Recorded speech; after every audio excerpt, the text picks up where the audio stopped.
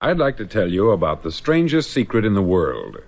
Not long ago, Albert Schweitzer, the great doctor and Nobel Prize winner, was being interviewed in London, and a reporter asked him, "Doctor, what's wrong with men today?" The great doctor was silent a moment, and then he said, "Men simply don't think." And it's about this that I want to talk with you. We live today in a golden age. This is an era that man has looked forward, dreamed of, and worked toward for thousands of years. But since it's here, we pretty well take it for granted. We in America are particularly fortunate to live in the richest land that ever existed on the face of the earth, a land of abundant opportunity for everyone. But do you know what happens? Let's take 100 men who start even at the age of 25. Do you have any idea what will happen to those men by the time they're 65? These 100 men who all start even at the age of 25 believe they're going to be successful. If you asked any one of these men if he wanted to be a success, he'd tell you that he did. And you'd notice that he was eager toward life, that there was a certain sparkle to his eye, an erectness to his carriage, and life seemed like a pretty interesting adventure to him. But by the time they're 65, 1 will be rich, 4 will be financially independent, 5 will still be working, 54 will be broke. Now think a moment. Out of the 100, only 5 make the grade. Why do so many fail? What has happened to the sparkle that was there when they were 25? What's become of the dreams, the hopes, the plans? And why is there such a large disparity between what these men intended to do and what they actually accomplished? When we say about 5% achieve success, we have to define success. And here's the definition. Success is the progressive realization of a worthy ideal. If a man is working toward a predetermined goal and knows where he's going, that man is a success. If he's not doing that, he's a failure. Success is the progressive realization of a worthy ideal. Rollo May, the distinguished psychiatrist, wrote a wonderful book called Man's Search for Himself. And in this book he says, the opposite of courage in our society is not cowardice, it is conformity. And there you have the trouble today. It's conformity. People acting like everyone else, without knowing why, without knowing where they're going. Now think of it. In America right now, there are over 14 million people 65 years of age and over, and about 13 million of these 14 million are broke. They're dependent on someone else for life's necessities. Now, we learn to read by the time we're 7. We learn to make a living by the time we're 25. Usually, by that time, we're not only making a living, we're supporting a family.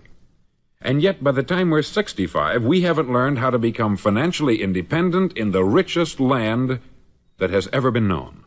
Why? We conform. And the trouble is that we're acting like the wrong percentage group, the 95% who don't succeed. Now, why do these people conform? Well, they don't know, really. These people believe that their lives are shaped by circumstances, by things that happen to them, by exterior forces. They're outer-directed people. A survey was made one time that covered a lot of men, working men, and these men were asked this question. Why do you work? Why do you get up in the morning? 19 out of 20 had no idea. If you ask them, they'll say, everyone goes to work in the morning. And that's the reason they do it, because everyone else is doing it. Now let's get back to our definition of success. Who succeeds? The only man who succeeds is the man who is progressively realizing a worthy ideal. He's the man who says, I'm going to become this, and then begins to work toward that goal. I'll tell you who the successful people are. A success is the school teacher who's teaching school because that's what she wanted to do. The success is the woman who's a wife and mother because she wanted to become a wife and mother and is doing a good job of it. The success is the man who runs the corner gas station because that's what he wanted to do. The success is the successful salesman who wants to become a top-notch salesman and grow and build with his organization. A success is anyone who is doing deliberately a predetermined job because that's what he decided to do deliberately. But only 1 out of 20 does that. That's why today there isn't really any competition, unless we make it for ourselves. Instead of competing, all we have to do is create. Now, for 20 years, I looked for the key which would determine what would happen to a human being. Was there a key, I wanted to know, which would make the future a promise that we could foretell to a large extent? Was there a key that would guarantee a person's becoming successful if he only knew about it and knew how to use it? Well, there is such a key, and I've found it. Have you ever wondered why so many men work so hard and honestly without ever achieving anything in particular, and others don't seem to work hard and yet seem to get everything? They have the magic touch. You've heard them say that about someone. Everything he touches turns to gold. And have you ever noticed that a man who becomes successful tends to continue to become successful, and on the other hand, have you noticed how a man who is a failure tends to continue to fail? It's because of goals. Some of us have them, some don't. People with goals succeed because they know where they're going. Now think of a ship leaving a harbor, and think of it with the complete voyage mapped out and planned. The captain and crew know exactly where it's going and how long it will take. It has a definite goal. 9,999 times out of 10,000 it will get to where it started out to get. Now let's take another ship, just like the first, only let's not put a crew on it, or a captain at the helm. Let's give it no aiming point, no goal, no destination. We just start the engines and let it go. I think you'll agree with me that if it gets out of the harbor at all, it will either sink or wind up on some deserted beach a derelict. It can't go any place because it has no destination and no guidance. It's the same with a human being. Take the salesman, for example. There is no other person in the world today with the future of a good salesman. Selling is the world's highest paid profession, if we're good at it and if we know where we're going. Every company needs top-notch salesmen, and they reward those men. The sky is the limit for them. But how many can you find? Someone once said, the human race is fixed, not to prevent the strong from winning, but to prevent the weak from losing. The American economy today can be likened to a convoy in time of war. The entire economy is slowed down to protect its weakest link, just as the convoy had to go at the speed that would permit its slowest vessel to remain in formation. That's why it's so easy to make a living today. It takes no particular brains or talent to make a living and support a family today. So we have a plateau of so-called security, if that's what a person's looking for. But we do have to decide how high above this plateau we want to aim for. Now let's get back to the strangest secret in the world, the story that I wanted to tell you today. Why do men with goals succeed in life, and men without them fail? Well, let me tell you something which, if you really understand it, will alter your life immediately. If you understand completely what I'm going to tell you from this moment on, your life will never be the same again. You'll suddenly find that good luck just seems to be attracted to you. The things you want just seem to fall in line. And from now on, you won't have the problems, the worries, the gnawing lump of anxiety that perhaps you've experienced before. Doubt, fear, well, they'll be things of the past. Here's the key to success, and the key to failure. We become what we think about. Now let me say that again. We become what we think about. Throughout all history, the great wise men and teachers, philosophers and prophets have disagreed with one another on many different things. It is only on this one point that they are in complete and unanimous agreement. Listen to what Marcus Aurelius, the great Roman emperor, said. He said, "A man's life is what his thoughts make of it." Disraeli said this, "Everything comes if a man will only wait. I have brought myself by long meditation to the conviction that a human being with a settled purpose must accomplish it, and that nothing can resist a will that will stake even existence for its fulfillment." Ralph Waldo Emerson said this, "A man is what he thinks about all day long." William James said, "The greatest discovery of my generation is that human beings can alter their lives by altering their attitudes of mind." And he also said, "We need only in cold blood act as if the thing in question were real, and it will become infallibly real by growing into such a connection with our life that it will become real. It will become so knit with habit and emotion that our interest in it will be those which characterize belief." He also said this, "If you only care enough for a result, you will almost certainly attain it. If you wish to be rich, you will be rich. If you wish to be learned, you will be learned. If you wish to be good, you will be good. Only you must then really wish these things, and wish them exclusively, and not wish at the same time 100 other incompatible things just as strongly." In the Bible you read, in Mark 9:23, "If thou canst believe, all things are possible to him that believeth." Dr. Norman Vincent Peale said this, "This is one of the greatest laws in the universe. Fervently do I wish I had discovered it as a very young man. It dawned upon me much later in life, and I've found it to be one of the greatest, if not my greatest discovery, outside of my relationship to God. And the great law, briefly and simply stated, is that if you think in negative terms, you'll get negative results. If you think in positive terms, you will achieve positive results. That is the simple fact, which is at the basis of an astonishing law of prosperity and success. In 3 words, believe and succeed. William Shakespeare put it this way: "Our doubts are traitors, and make us lose the good we oft might win, by fearing to attempt." George Bernard Shaw said, "People are always blaming their circumstances for what they are. I don't believe in circumstances. The people who get on in this world are the people who get up and look for the circumstances they want, and if they can't find them, make them." Well, it's pretty apparent, isn't it? And every person who discovered this, for a while believed that he was the first one to work it out. We become what we think about. Now, it stands to reason that a person who's thinking about a concrete and worthwhile goal is going to reach it, because that's what he's thinking about. And we become what we think about. Conversely, the man who has no goal, who doesn't know where he's going, and whose thoughts must therefore be thoughts of confusion and anxiety and fear and worry, becomes what he thinks about. His life becomes one of frustration, fear, anxiety, and worry. And if he thinks about nothing, he becomes nothing. Now, how does it work? Why do we become what we think about? Well, I'll tell you how it works as far as we know. Now, to do this, I want to tell you about a situation that parallels the human mind. Suppose a farmer has some land, and it's good, fertile land. Now, the land gives the farmer a choice. He may plant in that land whatever he chooses. The land doesn't care. It's up to the farmer to make the decision. Now, remember, we're comparing the human mind with the land, because the mind, like the land, doesn't care what you plant in it.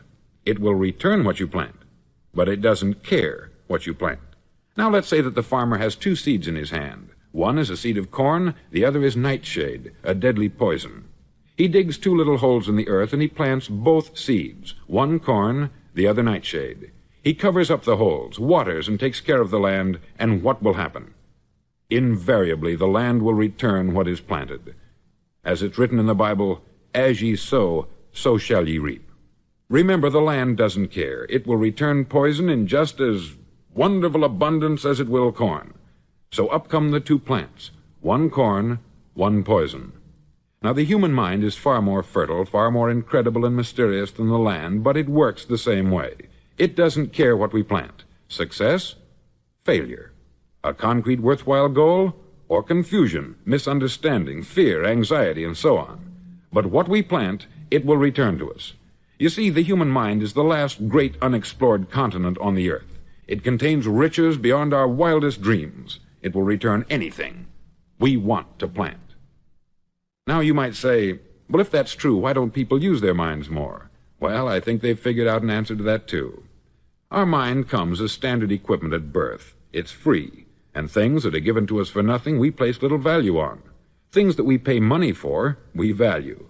The paradox is that exactly the reverse is true.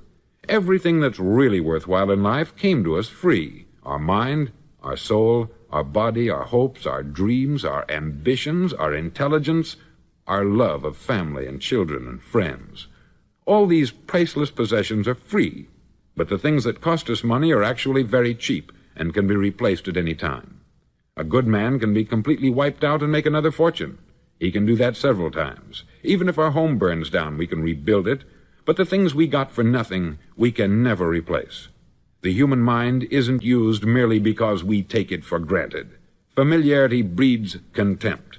It can do any kind of job we assign to it, but generally speaking, we use it for little jobs instead of big, important ones. Universities have proved that most of us are operating on about 10% of our abilities. Decide now, what is it you want? Plant your goal in your mind. It's the most important decision you'll ever make in your entire life. Do you want to be an outstanding salesman, a better worker at your particular job? Do you want to go places in your company, in your community? All you've got to do is plant that seed in your mind. Care for it. Work steadily toward your goal, and it will become a reality. It not only will, there's no way that it cannot. You see, that is a law, like the laws of Sir Isaac Newton, the laws of gravity. If you get on top of a building and jump off, you'll always go down. You'll never go up. And it's the same with all the other laws of nature. They always work. They're inflexible. Think about your goal in a relaxed, positive way. Picture yourself in your mind's eye as having already achieved this goal. See yourself doing the things you will be doing when you've reached your goal. Ours has been called the phenobarbital age, the age of ulcers and nervous breakdowns. At a time when medical research has raised us to a new plateau of good health and longevity, far too many of us worry ourselves into an early grave trying to cope with things in our own little personal ways, without learning a few great laws that will take care of everything for us. These things we bring on ourselves through our habitual way of thinking. Every one of us is the sum total of his own thoughts. He is where he is because that is exactly where he really wants to be, whether he'll admit that or not. Each of us must live off the fruit of his thoughts in the future, because what you think today and tomorrow, next month and next year, will mold your life and determine your future. You're guided by your mind.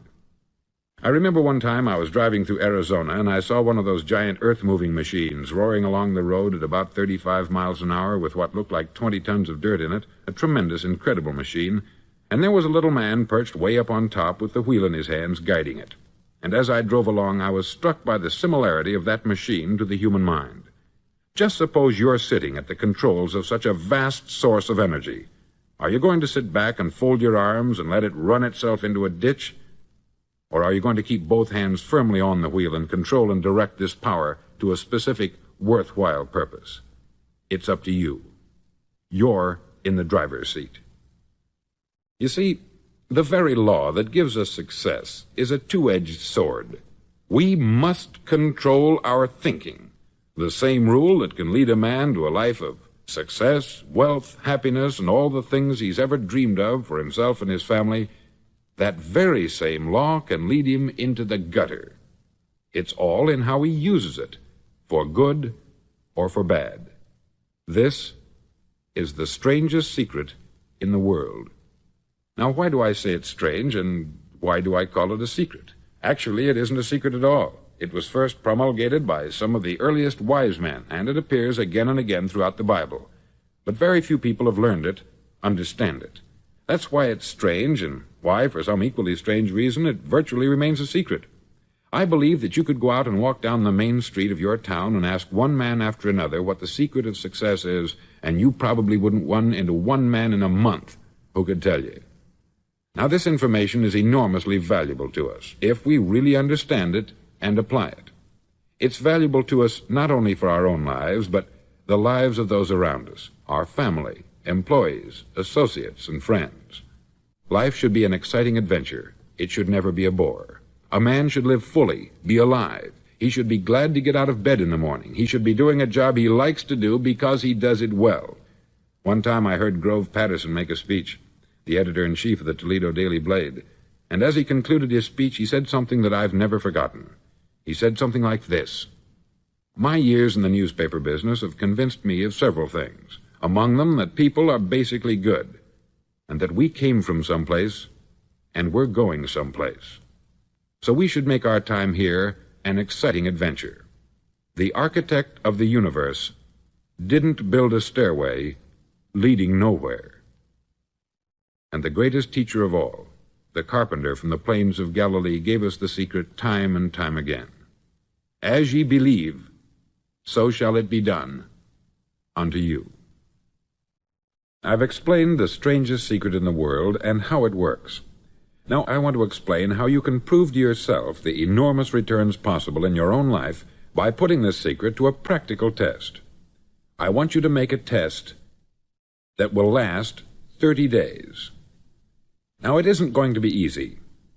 If you'll give it a good try, it will completely change your life for the better. Back in the 17th century, Sir Isaac Newton, the English mathematician and natural philosopher, gave us some natural laws of physics which apply as much to human beings as they do to the movement of bodies in the universe. Now, one of these laws is that for every action, there is an equal and opposite reaction. Simply stated, as it applies to you and me, it means we can achieve nothing without paying the price. The results of your 30-day experiment will be in direct proportion to the effort you put forth. To be a doctor, you must pay the price of long years of difficult study. To be successful in selling, and remember that each of us succeeds to the extent of his ability to sell, selling our families on our ideas, selling education in schools, selling our children on the advantages of living the good and honest life, selling our associates and employees on the importance of being exceptional people, to, of course, the profession of selling itself. But to be successful in selling our way to the good life, we must be willing to pay the price. Now, what is that price? Well, it's many things. First, it's understanding emotionally, as well as intellectually, that we literally become what we think about, that we must control our thoughts if we're to control our lives. It's understanding fully that, as ye sow, so shall ye reap. Secondly, it's cutting away all the fetters from the mind and permitting it to soar as it was divinely designed to do. It's the realization that your limitations are self-imposed, and that the opportunities for you today are enormous beyond belief. It's rising above narrow-minded pettiness and prejudice.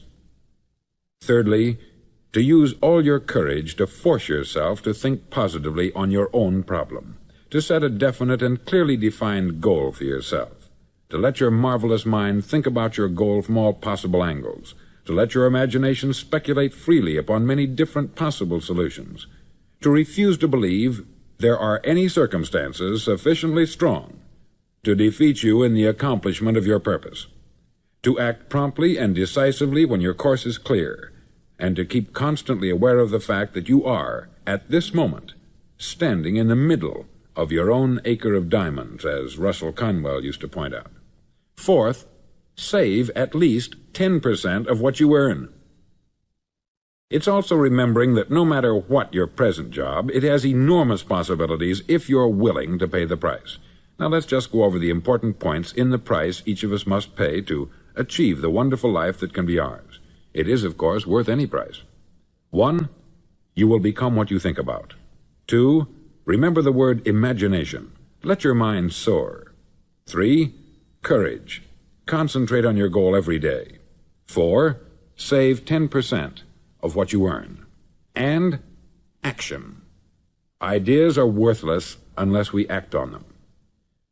Now I'll try to outline the 30-day test I want you to make. Now keep in mind that you have nothing to lose by making this test, and everything you could possibly want to gain.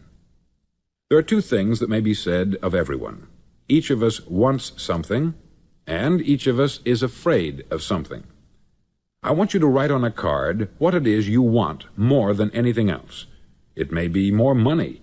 Perhaps you'd like to double your income or make a specific amount of money. It may be a beautiful home. It may be success at your job. It may be a particular position in life. It could be a more harmonious family. Each of us wants something. Write down on your card specifically what it is that you want. Make sure it's a single goal and clearly defined. You needn't show it to anyone, but carry it with you so that you can look at it several times a day. Think about it in a cheerful, relaxed, positive way each morning when you get up, and immediately you have something to work for, something to get out of bed for, something to live for. Look at it every chance you get during the day and just before going to bed at night. As you look at it, remember that you must become what you think about, and since you're thinking about your goal, you realize that soon it will be yours. In fact, it's yours really the moment you write it down and begin to think about it. Look at the abundance all around you as you go about your daily business. You have as much right to this abundance as any other living creature. It's yours for the asking. Now we come to the difficult part. Difficult because it means the formation of what is probably a brand new habit, and new habits are not easily formed. Once formed, however, it'll follow you for the rest of your life. Stop thinking about what it is you fear. Each time a fearful or negative thought comes into your consciousness, replace it with a mental picture of your positive and worthwhile goal. There will come times when you will feel like giving up. It's easier for a human being to think negatively than positively. That's why only 5% is successful. You must begin now to place yourself in that group. For 30 days, you must take control of your mind. It will think only about what you permit it to think.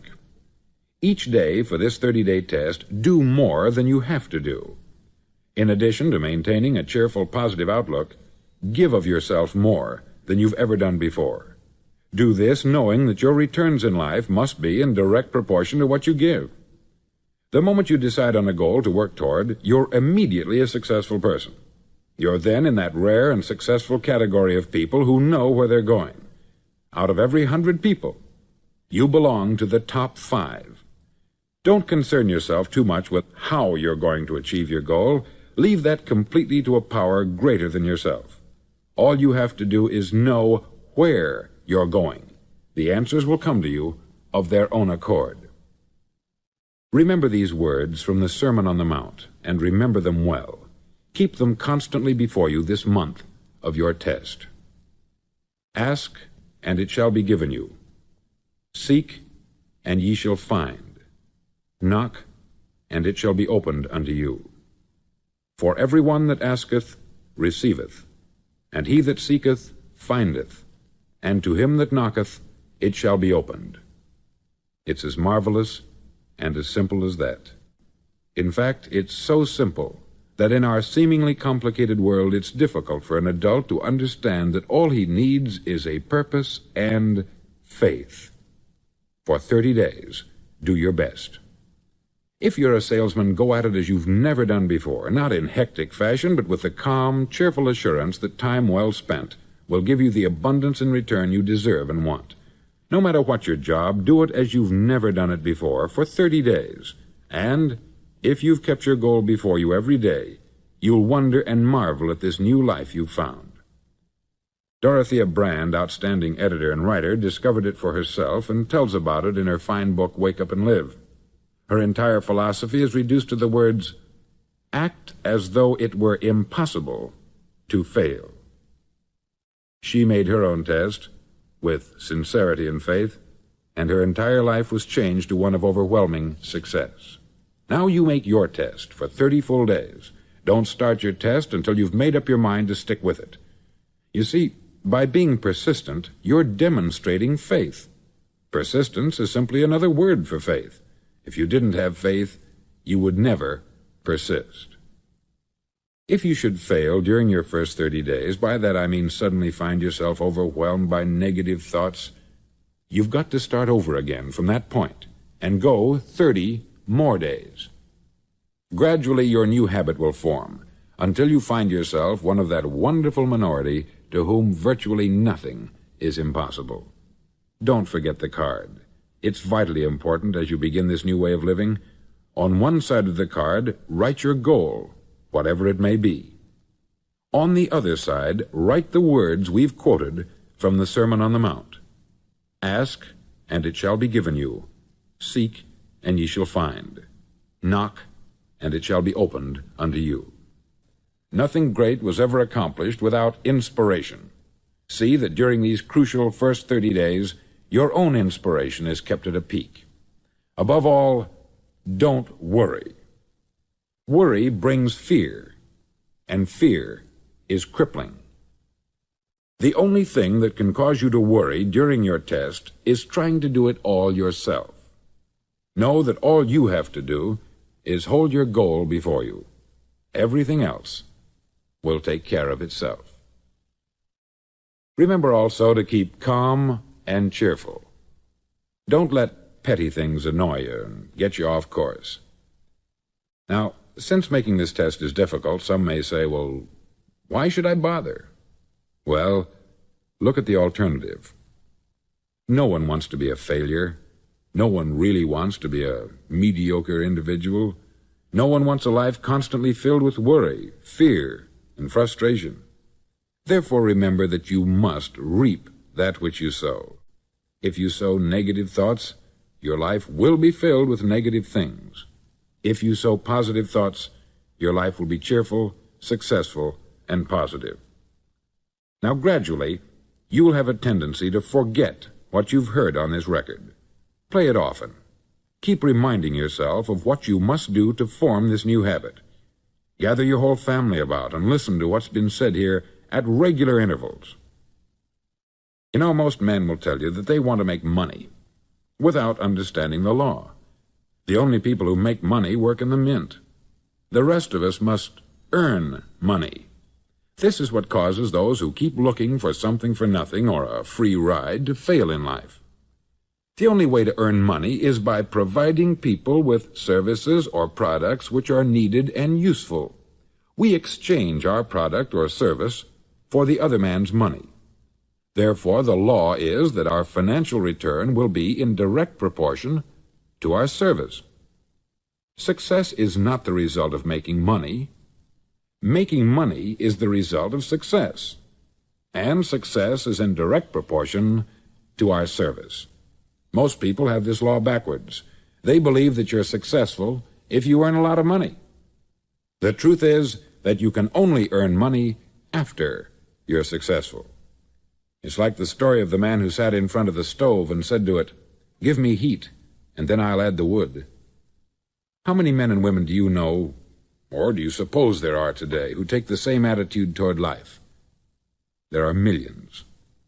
We've got to put the fuel in before we can expect heat. Likewise, we've got to be of service first before we can expect money. Don't concern yourself with the money. Be of service. Build, work, dream, create. Do this, and you'll find there's no limit to the prosperity and abundance that will come to you. Prosperity is founded upon a law of mutual exchange. Any person who contributes to prosperity must prosper in turn himself. Sometimes the return will not come from those you serve, but it must come to you from someplace, for that is the law. For every action, there is an equal and opposite reaction. As you go daily through your 30-day test period, remember that your success will always be measured by the quality and quantity of service you render, and money is a yardstick for measuring this service. No man can get rich himself unless he enriches others. There are no exceptions to a law. You can drive down any street in America and from your car estimate the service that's being rendered by the people living on that street. Had you ever thought of this yardstick before? It's interesting. Some, like ministers and priests and other devoted people, measure their returns in the realm of the spiritual, but again, their returns are equal to their service. Once this law is fully understood, any thinking person can tell his own fortune. If he wants more, he must be of more service to those from whom he receives his return. If he wants less, he has only to reduce this service. This is the price you must pay for what you want. If you believe you can enrich yourself by deluding others, you can only end by deluding yourself. It may take some time, but just as surely as you breathe, you'll get back what you put out. Don't ever make the mistake of thinking you can avert this. It's impossible. The prisons and the streets where the lonely walk are filled with people who tried to make new laws just for themselves. We may avoid the laws of man, but there are greater laws that cannot be broken. An outstanding medical doctor recently pointed out 6 steps that will help you realize success. 1. Set yourself a definite goal. 2. Quit running yourself down. 3. Stop thinking of all the reasons why you cannot be successful, and instead think of all the reasons why you can. 4. Trace your attitudes back through your childhood and try to discover where you first got the idea you couldn't be a success, if that's the way you've been thinking. 5. Change the image you have of yourself by writing out a description of the person you would like to be. And 6. Act the part of the successful person you have decided to become. The doctor who wrote those words is a noted West Coast psychiatrist, David Harold Fink, M.D. Do what all experts since the dawn of recorded history have told you you must do. Pay the price by becoming the person you want to become. It's not nearly as difficult as living unsuccessfully. Make your 30-day test.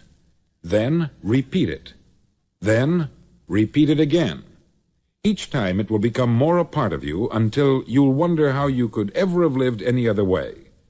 Live this new way, and the floodgates of abundance will open and pour over you more riches than you may have dreamed existed.